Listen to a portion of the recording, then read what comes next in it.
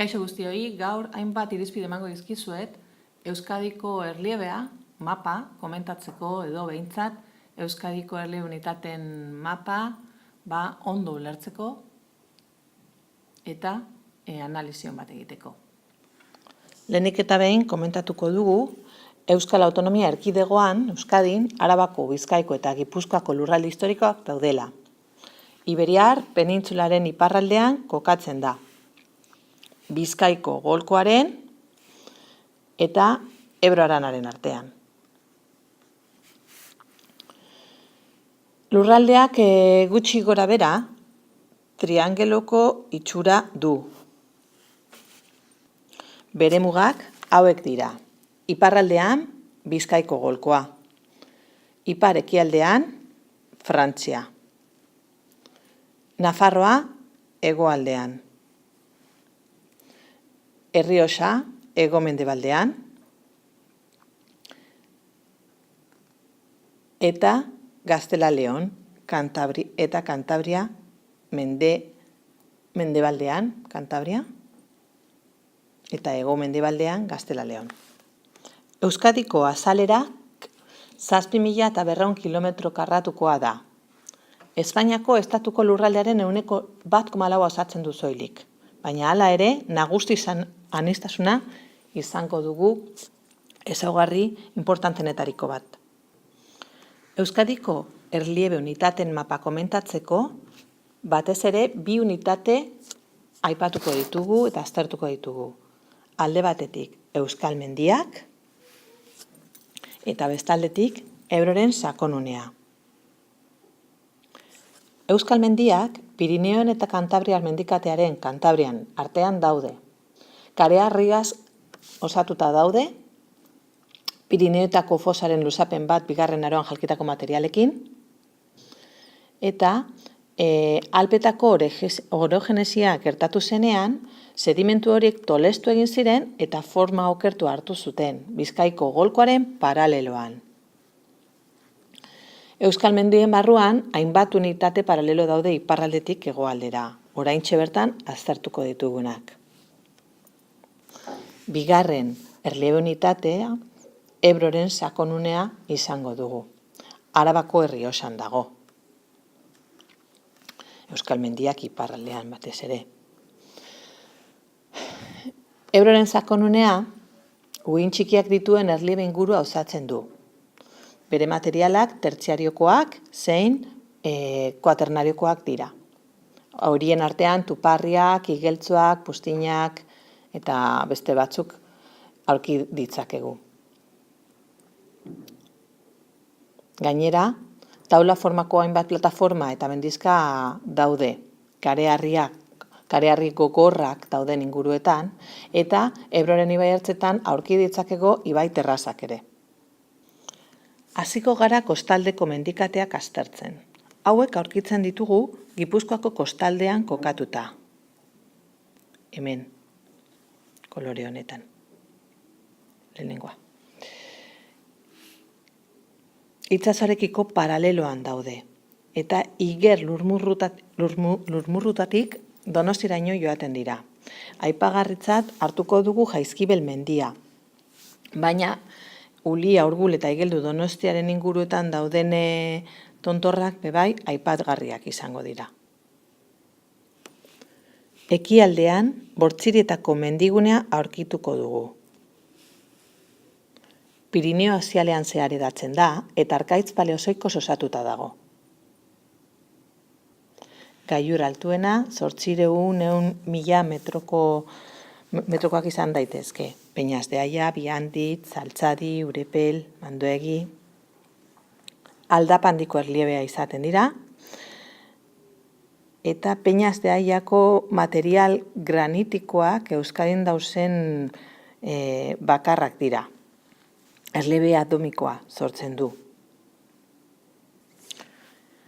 Itsasbaztera horreko mendikatea aurkituko dugu bigarrenik. Kostarekiko urrunago dauden mendizerrak osatuta, Lekeitu eta Tolosa tartean kokatzen direnak. Erliebe ezberdina da, mendiak altuak izaten dira eta haran oso estuak. Kare arriskoak izango dira batez ere ikusiko ditugun materialak. Karst erliebe formak sarritan agertzen dira, dolinak, lapiasak, aitzuloak, polgeak, bai Gipuzkoan, bai Bizkaian. Gailurren nabarmenenak izango ziren Uzturre, Hernio, Pagoeta, Zairraitz eta Arno Gipuzkoan eta Bedarrantzi eta Iuntxar Bizkaian. Orain, erdiko ibaibideetako mendi eta haranak aztertuko ditugu. Mapan, kolore zurian edo ia zurian aurki ditzakezue. Itsasbazterra aurreko mendikat eta ibai nagusitako sorburen artean sortzen da, eta Bizkaiko sinklinorioa iparraldean eta Bizkaiko antiklinorio ipar besoan hegoan antolatzen dira. Gipuzkoa eta Bizkaiko sektoren artean ezberdintasun importanteak egoten dira. Gipuzkoako erliebea irregularragoa da, maltzkartzagoa, eta haranak hemen oso estuak direnez, desnibelak eta malde handiak sortzen dira. Hemen ibaien ibalbiden norabiden ondorioz erliebe ortogonala sortuko da. Hemen usten dizuet taula batean zen motatako litologia edo materialak nolakoak diren eta zeintzuk dira gailur aipagarrienak.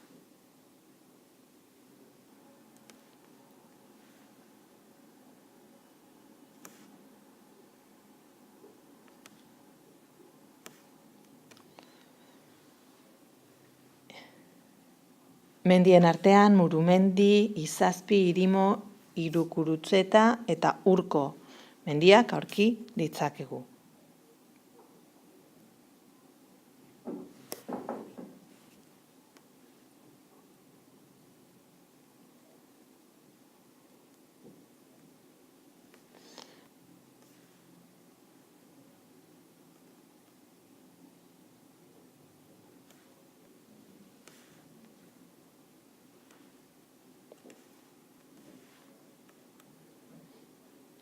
Hona hemen hauetariko batzuk.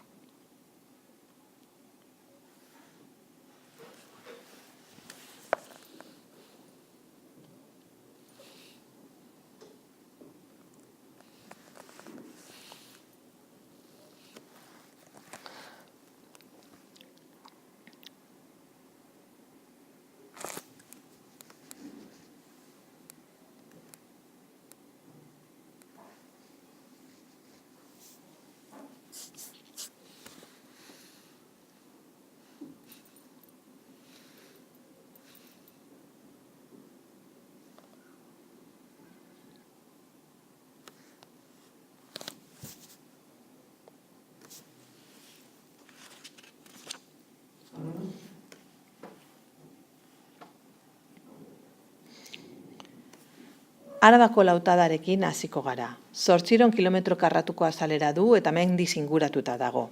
Mapan ikusten dozuenez, Zadorra ibaiak drenatzen du, bere arantzabala da, eta erliebe honen ezaugarri nagusia laua izatea da. Altitudea gero eta ekialderantz joaten gaineren einean, altuagoa da. 500-600 metroko ingurukoa. Arabako erdiguneko mendizerrak Lautada eta Trebiñoko arroaren artean kokatuta daude.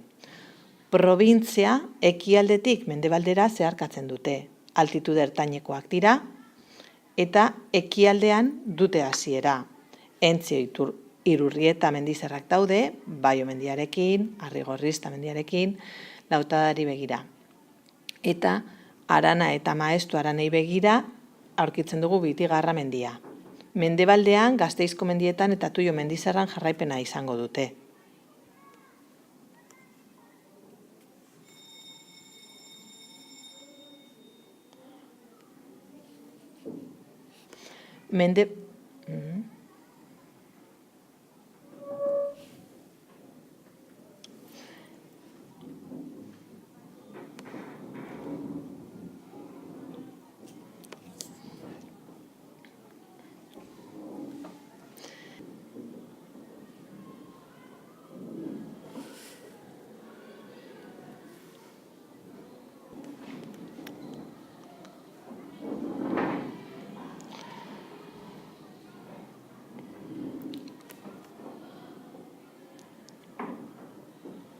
Toloño Kantabria Johar mendilerroak aipatuko ditugu orain. Ekialdetik mendebalderantz doa, eta 40 kilometroko luzera du.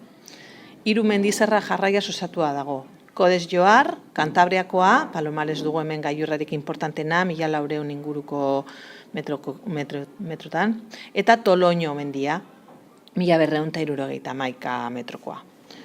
Toki askotan mendilerro honek lortzen du 1300 metroko altuera.